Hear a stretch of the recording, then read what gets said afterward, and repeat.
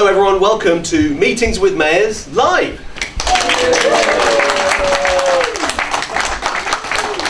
Wow, thanks for that spontaneous outpouring of interest and encouragement. When I first started doing research in the area of devolution policy, people said it's very important, but it's a bit of a niche interest area. But today, devolution has produced politicians who are making headlines all the time. Meetings with Mayors is our flagship programme where we explore the implications of devolution across the whole English system. My name is Simon Kay. I'm the policy director of a think tank called Restate, and I'm the director of a programme called Reimagining the Local State, a programme that Andy Burnham, the Mayor of Greater Manchester, is a advisor on. So thank you for all your support over the years so far, Andy. Well done on the name change, by the way. I think that's, I know what they were called before. We can talk about that if you like, Andy. We used to be called a think tank called Reform, but for some reason we felt the need to change that. What were we thinking about? I don't know why we ended up doing that. So today we'll talk about devolution. We'll talk about the Manchester model, maybe even something called Manchesterism. But I think we also need to address the sort of 500-ton elephant in the room up front, if that's all right with you, Andy. Lots of speculation, lots of media headlines over the last few days. I think you've been pretty clear that you think there are problems with the direction of travel for the country as a whole. I was wondering if you wanted to share with us your view on what those problems are, where those problems come from, and what it's like, what your reflections are on having a week of sort of intense personal conjecture about your plan. Well, thanks, Simon. Thanks, everybody, for coming along. I was quite clear in the interviews I gave last week that I wanted to launch a debate at this conference about the direction and getting a plan to beat reform. That's what it's got to be all about for me, because it's not just a sort of thing that's in the distance, 2029 or general election around then. For a lot of councillors, members of the Senate, MSPs at this conference, it's right in front of their eyes. This is May 26 and what happens then. And I think we've got to focus on that. So that's what I was saying, and I do think we need a story for this government that connects more with people. And I hope that has opened up a little bit. I don't think we can be at this conference and not talk honestly about some of the challenges that the party is facing. And I would say those out there making calls for simplistic statements of loyalty, I would say, are underestimating some of the peril that the party is in those elections next year. So we have to do the right thing by our colleagues who are out there on doorsteps and really focus now on what will connect with voters, what will tell that Labour story, and that's what I said this conference should be all about. One of the things that I think's really emerged in the whole series of meetings with mayors that we've been running has been this idea that directly elected mayors are sort of a breed apart in a lot of different ways. Quite a disruptive set of figures. I don't know if that's a welcome word. But one of the ways in which they're different is that they feel able, or they feel it necessary, to speak out very directly, to make clear when they disagree, if they do, with the line that the wider National Party is taking, and to sort of transcend politics a little bit, to talk to the country at large and to their constituents locally in a different sort of way. Is that what underpins what's going on right now? Definitely. I think Whitehall and Westminster don't like being answered back, but it's in answering them back sometimes that you start to get the change that the country needs. And the thing that I think is our superpower, all of us, whatever party the mayor is from, is the place first mindset rather than party first, because you've got to have that mindset if you're to do the job properly. And when you speak place first, it carries more power and it needs to be heard. So I think that's what makes the mayors a really important set of voices within British politics, because running things as we have done, all from the centre, well, it hasn't got us to a great place, has it, as a country? If you want growth, and we all want growth, by definition, growth has to be nurtured from the soil upwards. It has to come that way. So, we are crucially placed, I would say, to start to sort of map out that path that gets the country to a better place. And You know, I'm going to, you mentioned Manchesterism. Well, here we are 10 years into devolution in Greater Manchester, average annual growth of 3.1% over the last decade. I find it sometimes quite mind-blowing that I still have to make the case for devolution almost every day to somebody in Whitehall. When you look at what's happening, it is clear it is the answer to many of the challenges the country faces. And when you say reimagining the local state, which I think is a great theme, but this is about reimagining the national state as well, isn't it? Thinking differently about how we deliver things. Much more devolution to maximise the growth potential of the big English cities. Why do you think it is that when people look enviously at the growth rates you've been achieving in Greater Manchester, they can see the correlation between more devolution and greater growth, but they don't necessarily see the causal relationship? Why is that? What's the breakdown that you think is happening when people are thinking about that? Well, it's about foundations that have been laid for a long time in Greater Manchester. A collaborative city region where the councils collaborate, public sector collaborates with the private sector. It's a very carefully built model over many years. You've got all, if you like, sectors, faith sector, community, voluntary sector, everyone facing the same way, pulling the same way from the bottom up. It's a powerful thing if you can get it going, and we have got it going. And that, in the end, is what changes things. That is what gets the growth. You make it, a good place to invest. I think it's the long-term approach that Greater Manchester takes as well. We don't chop and change. It's not constantly moving around the policy initiatives. We have a clear direction. Place first. That gives business the confidence to walk into that space with us. And then the magic starts to happen. And it was built by others before me, but I have carried on exactly what Sir Howard Bernstein, Sir Richard Lees laid the foundations for, and really it's working. And I think this next decade, 2025 to 2035, is our moment of maximum opportunity. We have started to close the north-south divide in the last decade, but it's projected that the city centre of Manchester will double in size over the next decade. Media City will double in size. We'll see regeneration go out into the 10 boroughs. This is actually our big moment, and we just need, I think, a different narrative. I'm worried that it again is the default golden triangle narrative that we hear too much. That Gatwick gets approved, and third runway at Heathrow, and Oxford, Cambridge, this, that, and the other. Look at what's happening here. This city region is growing faster than the UK average, which hasn't been the case for many years, many decades here.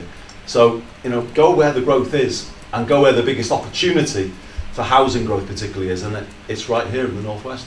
I think so. This is really helpful because I think you're beginning to flesh out what you meant when quite recently you called for pretty comprehensive.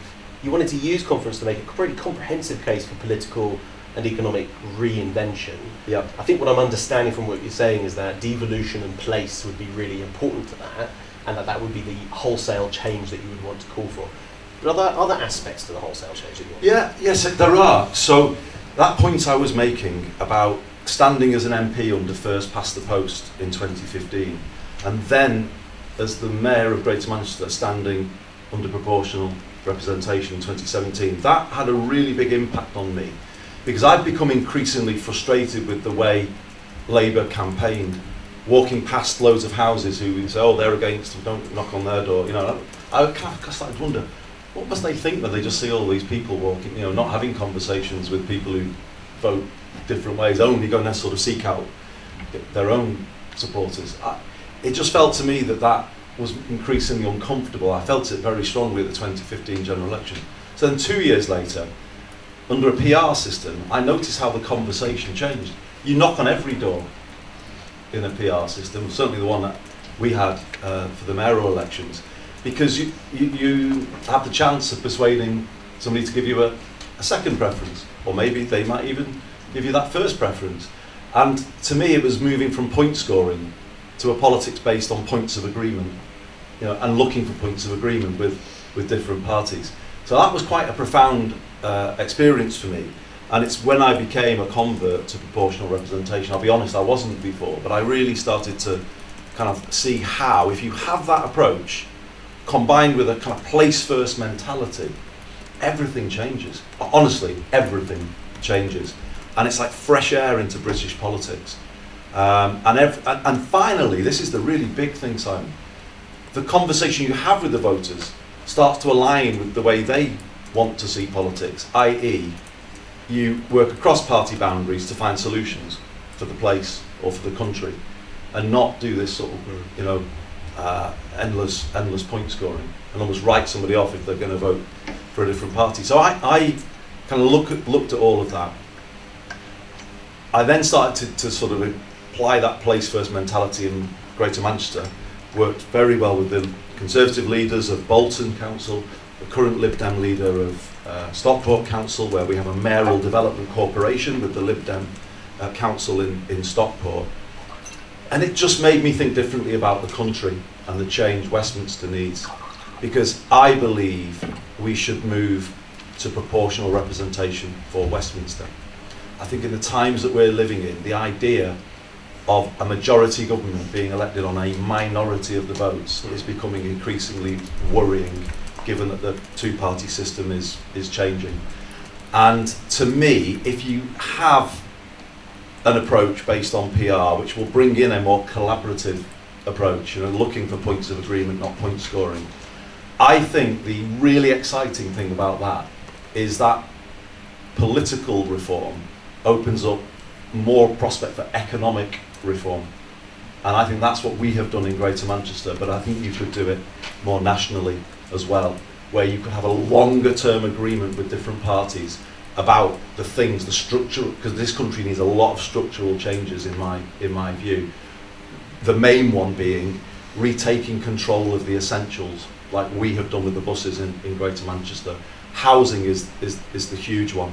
The problem we've got is the country in the 80s and 90s, in my view, by breaking things up and selling them off, lost control of its costs. The country doesn't have full control of its costs anymore, therefore doesn't have full control of public spending.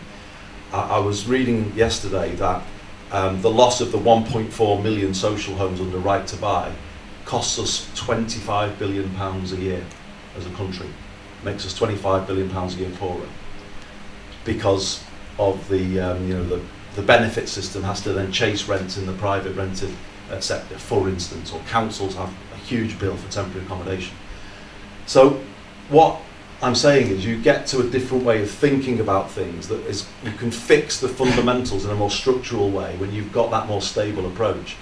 And actually you can reassure the bond markets in that approach, because it's taking the volatility out of politics, the instability, the uncertainty kind of drops down. And I think you can start to construct the longer term plan for the country. So I feel that's where we've got to. And I feel it's time for some of the sort of diehards in Westminster to sort of concede that it isn't working. Westminster politics hasn't worked for people for quite a long time.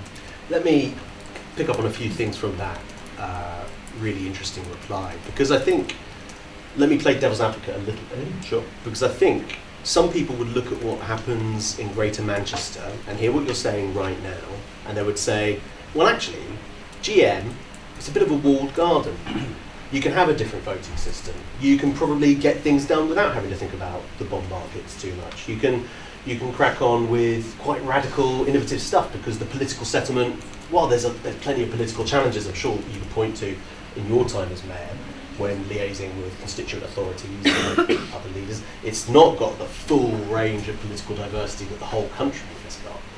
So to what extent are these arguments for this very profound set of changes viable outside the context of that walled garden?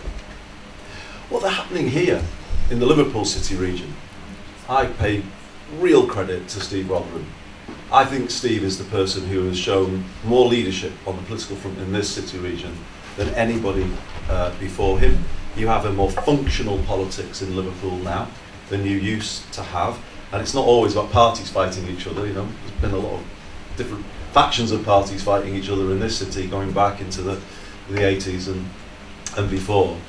I think what you can do in these roles is build a different, more functional politics. And when you get onto that place first point, different things happen. If you're sticking on party first, you're going to end up with that constant sort of dysfunctional politics. I don't accept that the Greater Manchester model can't be built elsewhere. I mean, I look at London. I don't know whether there's any call for a combined authority in London, but I think you could see that, that kind of knitting together of councils with a mayor is actually a good thing, because you get that join up, don't you, from the very grassroots to the sort of strategic level, and you get a coherence through the whole. I mean, I pay real credit to Sadiq as well. I think he does a fantastic job as Mayor of London. But I kind of also feel we've got to take some of what they've got, and maybe they could see some of what we've got, and you build across England a kind of really different full tier of regional government. So I don't accept that it's not replicable elsewhere. I think it is. Indeed. I mean, everything London is a bit of an exception, isn't it? It's got its own way of doing things. Yeah, and it works for London. And it works for London. But I think this is when you get to reimagining the local state. Sorry to jump back in, but I think there's a power in the Greater Manchester model that is undeniable, which is 10 councils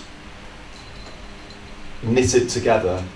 Transport for Greater Manchester Police, all the other agencies, Greater Manchester Business working very close with it, the universities who've been huge with us. I don't know if everyone knows this yet, but we are so confident, if you like, in terms of where we're at, that we pitched to the government that we might become the country's first prevention demonstrator. We are very ready to reimagine the state, actually not just the local state, in effect become one highly networked, integrated system that is all sectors, and then start to rethink the benefit system, for instance, rethink education and some of our plans for technical education. You could actually look at a much, I would say, more cost-effective state when you take away the silo-based delivery of Whitehall, and you start to have a kind of really deep model of devolution where you pool the funding, basically. We are at the moment creating a system called Live Well, which is basically expansion of social prescribing, but it's simple everyday support in every community using DWP devolution, where you work on a names not numbers approach, and you build from the bottom up, and you actually give people the help they're looking for. The benefit system just deals with the sort of, it can only see the sort of work-related stuff, the training. It doesn't see everything else that's going on in somebody's life. So it's not that surprising, is it, that it doesn't move people forward towards work? And particularly not surprising when you consider that many of our residents in Greater Manchester fear interaction with that top-down system. How is that going to move people forward? We are ready to reimagine, the state in quite a significant way, and I believe that is also a path to making public spending much more sustainable. So this is a really important point, because I think perhaps better than almost anyone, you've been on the Whitehall side, of the Westminster and Whitehall side, you've been a Cabinet Minister, a Secretary of State, you've seen how the sausage is made in those environments. Mm-hmm. You've also had to be the interlocutor with those systems from the outside, as it were, looking in as Mayor of Greater Manchester. Getting those concessions from DWP, getting those concessions from other bits of the Whitehall system, I think sometimes from the ministers in charge of them as well, that's hugely challenging. What's your diagnosis for why that's so difficult? Well, there's old ways of thinking, old ways of working in Whitehall. I think it's more on the civil service side always than it's on the political side, because actually even with the Sunak government, I did a deal with Michael Gove around another devolution deal. Obviously we work with George Osborne in Greater Manchester, and we're working with ministers now. We're hopefully about to sign off a letter which will give a new round of devolution for Greater Manchester as part of what has been the task and finish process. So it's all thinking, isn't it, about control, we know best, and that attitude still exists in Whitehall departments. It does exist in the DWP, very much so in the Department for Education, and you know what? They actually don't know what's best for Greater Manchester. I think people who live there generally know what's best, and I think that's why We are keeping going at it. The best thing to do is to confront them with the data. So with the modest DWP devolution we have succeeded in getting more people back to work. If you look at what we did with health devolution pre-pandemic, an independent study found that we had increased life expectancy faster than expected in some of our more deprived communities. I mentioned what we've achieved around growth and also productivity growth.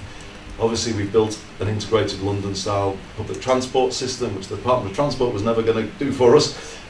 So, you can look at a range of things now as to where the evidence is mounting up.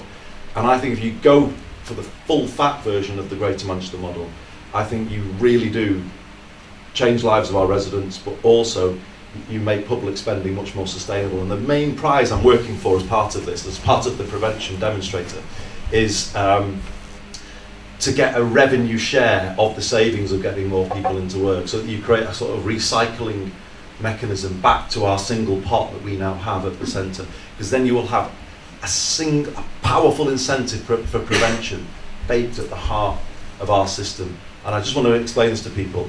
Our system is Live Well, that support system I was describing, but it's also housing first, having a much more interventionist approach to housing and housing standards. It is also Kate Green, our Deputy Mayor, leading on Safer Stronger, not tolerating high levels of crime and anxiety about crime in communities. We've started this new approach where GMP go in and rip it out at its roots. It is about the MBAC, the Greater Manchester Baccalaureate, parity between academic and technical, so all kids have a path coming through their teenage years. It is about the B network, a low fare system that connects people to opportunity. All of that is the prevention demonstrator, and we believe that will make public spending go much further for our residents. I think that's really good, because it gets me to something I really wanted to ask you about, which is your view on where devolution ought to go next, perhaps as part of the big revolution in the way the state works that you've just been talking about. I mean, there's a few different aspects of this. There's which powers you think ought to come back and be in the Greater Manchester pocket rather than being held and understood and work from Whitehall. There's also a question about the model at large, and we've got a new model now being rolled out across the country. I think it's not too much of an oversimplification to say that it is the Greater Manchester everywhere model. Let's have a strategic authority that combines the powers that you've been describing to differing extents in different places. But one of the concerns that people have here is that some of those new strategic combined authorities are going to be too small, they're going to be too rural, they're not going to have an active beating economic heart in the middle of them like Greater Manchester.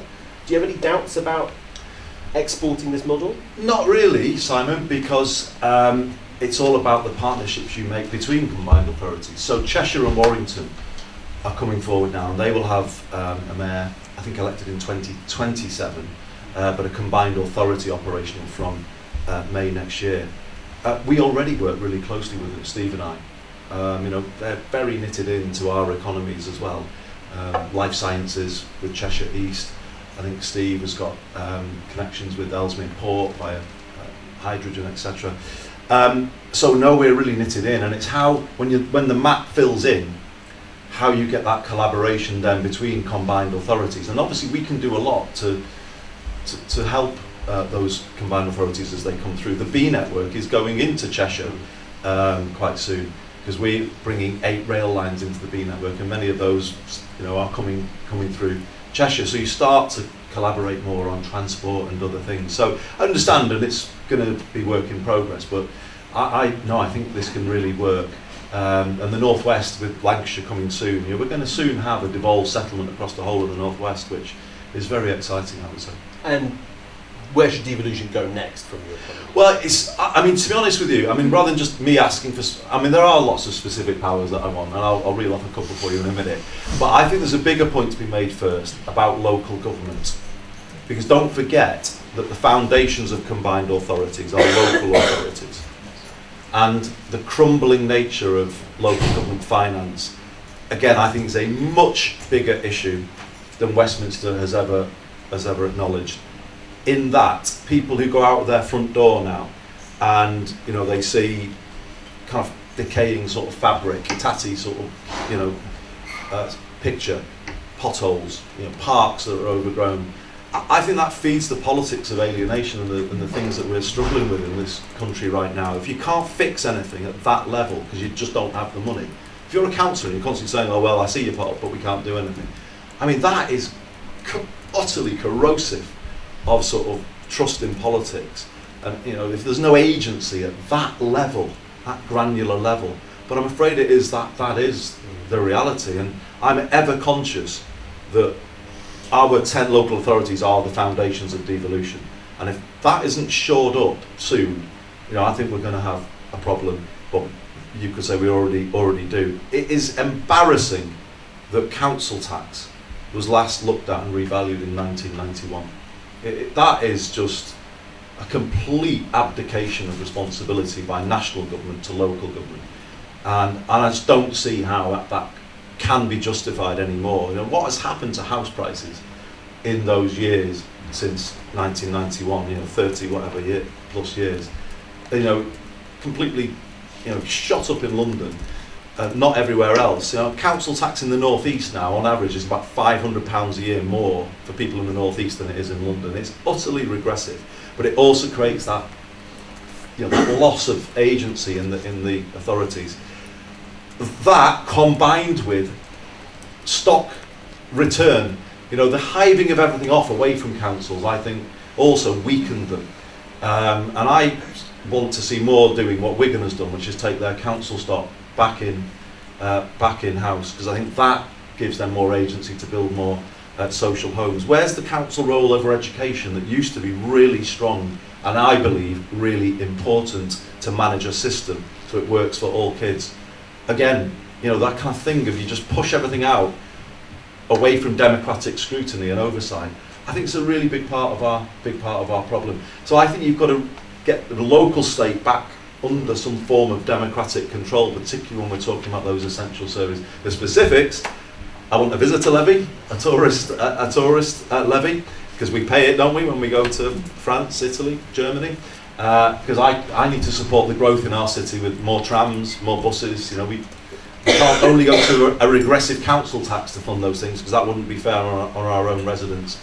I would like to see land value capture, so we could build more infrastructure by capturing some of the the upside of investment in infrastructure.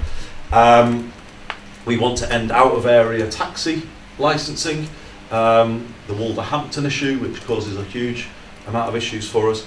So all of it, I think you really have to consolidate this model, Simon, is what I'm saying now. It's come a long way in a short time, but it now needs to be really embedded, and I can't stress that point about local government finance strongly enough.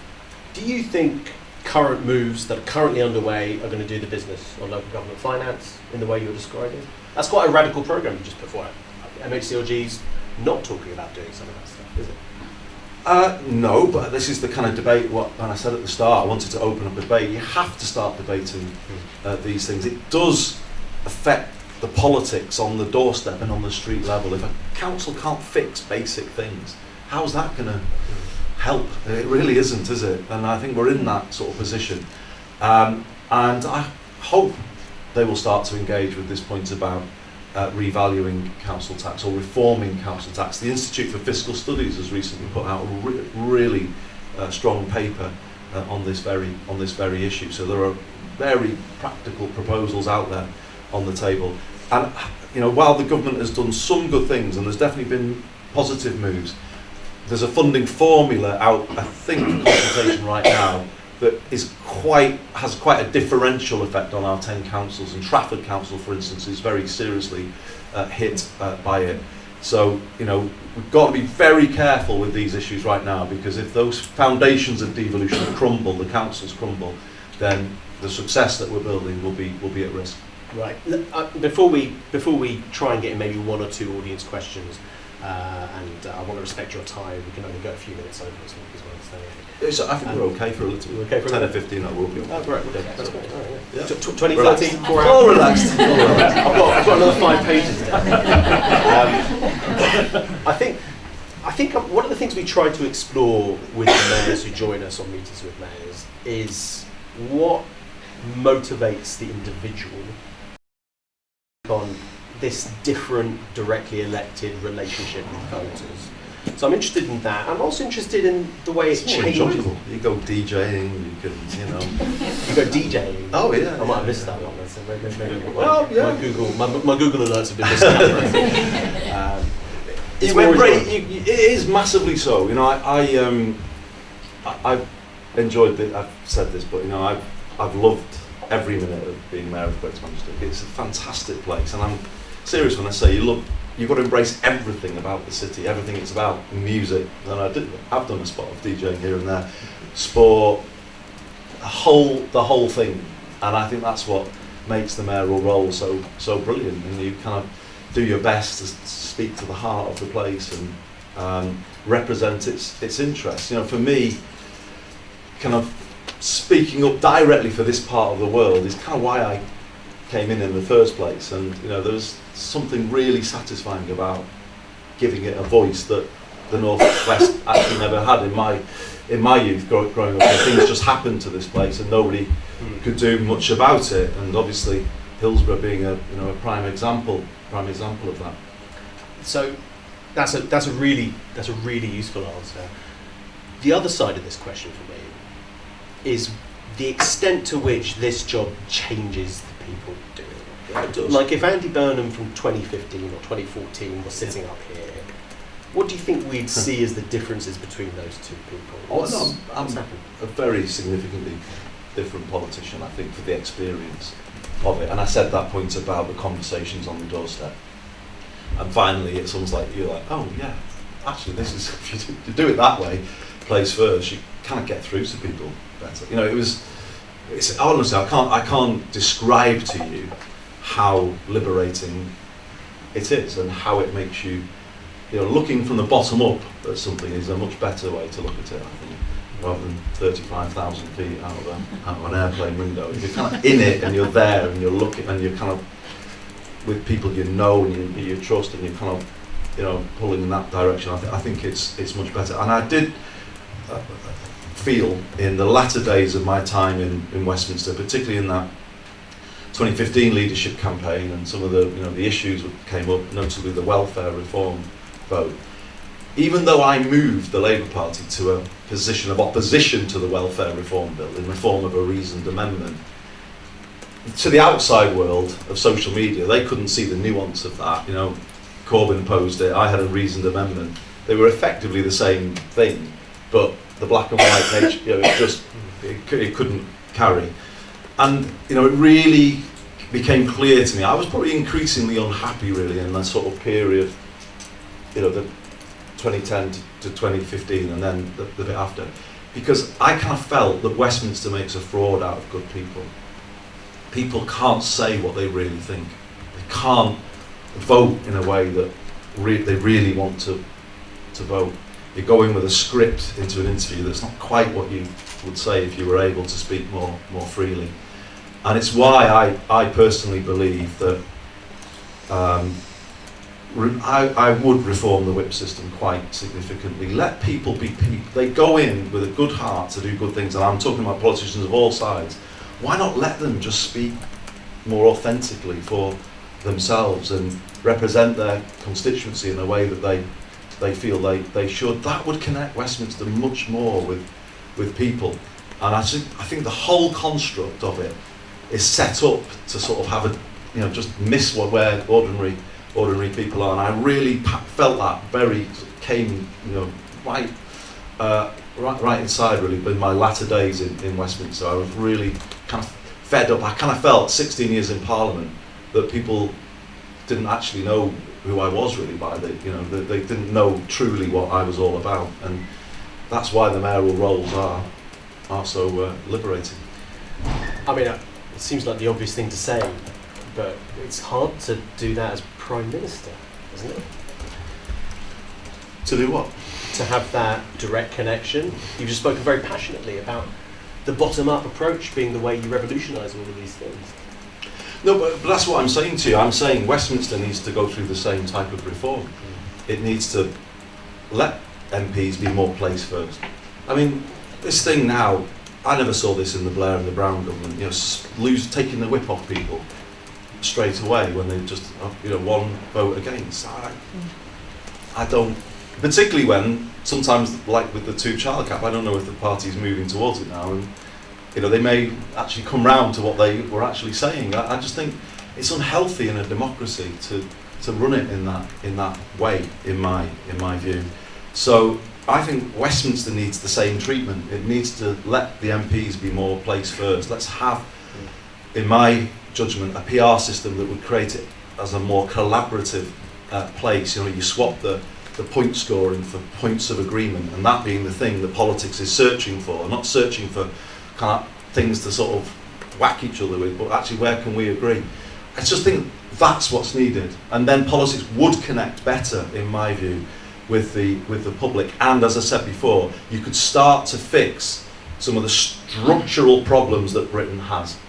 And I mentioned housing, but you could talk about all of the utilities needing to become more under public control, more therefore affordable to everyday people, water, energy, transport. This I think is basically the way to go. Okay. Well, look, I'm going to finish my last question here. I use the same last question for all the meetings with mayors, and then I'm going to try and get a couple of questions in from the audience. But let me give my last one to you. What's your advice for someone who's about to become a mayor? I don't know if an available post as mayor is going to come up anytime soon. Yeah, from Cheshire and Warrington. Cheshire and Warrington. Of course, that's what we're all thinking. What would you want to have heard, or what would you tell to someone who's thinking about taking on this kind of role? Do it, because it's an absolute incredible privilege to be in the position of trying to lead the place where you love and where you're from. It's an incredible thing. Steve and I think, just no regrets, and the ability of being in a position where you can do something that will make a lasting impact. The transport changes that we've made in Greater Manchester hopefully will be there permanently now, and that's the feeling of reward you get from that. If I go back, and I remember the younger me who used to get an orange and white bus from Lee bus station to the Arndale for 10p, GM buses, and then went to university and came back, and they were all multicoloured and whatever, and it was £2 or whatever. When you can see something that went wrong and then you go back and fix it, honestly, there's something really, and the role is more direct. You do things that the public see and feel quite quickly, and that is a more rewarding thing. But I would say to anyone thinking of becoming mayor, do it. But absolutely, you must do place first. And although Westminster can't handle it at times, if that means you sometimes have to disagree with your own party, you've also got to do that. Because I remember being in government in the sort of mid-2000s when Scottish Labour got labelled the branch office, and devolution dies in those circumstances when it looks like you're taking your orders from above. It only works if you act independently. Obviously you'll do your best to support your own side, but you have to be relentless about that place first point. That's really great, thank you so much. Okay, let's get 2 questions in, and then we really will let you go. Yes, of course, Victoria, hello. Thank you very much. Victoria Hills Royal Town Planning Institute, and we warmly welcome the place-based approach. We've been talking with you and your authority over it for many years. Delighted to see devolution, and many of the mayors are now going to get these planning powers to do exactly what you're talking about. Today there's been quite a punchy announcement on new towns. Some of them are happening not too far away from where you are. Any thoughts on this Northern Rail situation, which we know you've been a massive advocate for at least the last decade, seeing reports that perhaps it might be pulled back again, but that seems a bit disconnected with another announcement that says we're going to build lots of new homes nearby. Any thoughts about how you might move that one forward, and what we can do to help? Let's get in one more question. Yes, sir. Hi there, Daniel Alberts from NHS Providers. So totally randomly on the train, I was sitting next to one of Anthony Albanese and his team, and he said the best thing about Australian politics is PR and mandatory voting, and that's what you need here if you want to change the dialogue. But the question is, you didn't talk much about health.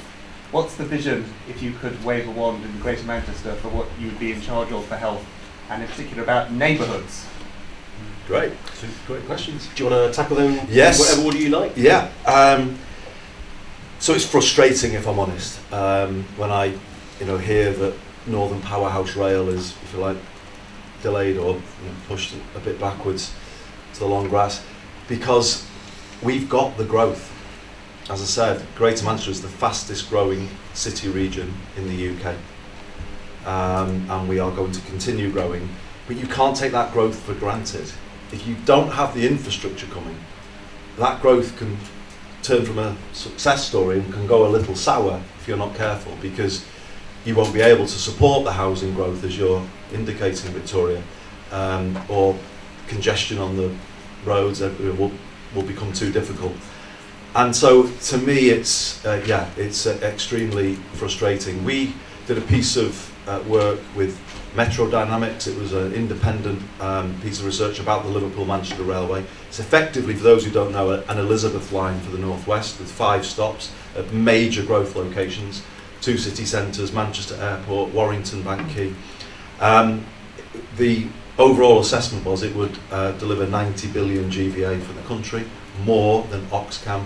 Not that I'm against Oxcam, that's a really important thing, but this railway represents Britain's growth opportunity, because everything that you can build off it, and the huge housing growth it would support Victoria. So frustrating is what I would say, and it's why I come back to that point about let's think of different ways of funding infrastructure. I was in the Treasury, I was Chief Secretary when Alistair Darling asked me to put the package together to fund Crossrail, and looking back, although we got contributions from business, it was a real mistake not to capture some of the huge uplift in land values that came on the stops on that Elizabeth line. And I think we've got to start thinking more creatively about infrastructure and actually devolve its delivery. The learnings from HS2 are absolutely the critique I've been making all the way through this discussion. Remote top-down sort of delivery simply doesn't work. It doesn't do it. This part of the world, Liverpool and Manchester, from the bottom up, built the first commuter railway in the world 200 years ago. When did this country decide that people here can't be trusted to build a railway? Because effectively that's where it went in the 20th century, that only people in the ivory towers of Whitehall know how to do things. Well, do you know what? They don't. As I said, we built an integrated public transport system in Manchester. No one else did it for us, and we could build this railway working with our colleagues in Cheshire and Warrington from the bottom up, planning in the housing growth and actually thinking about DFT. Just think infrastructure. They just think infrastructure and cost, and they're constantly trying to chop them.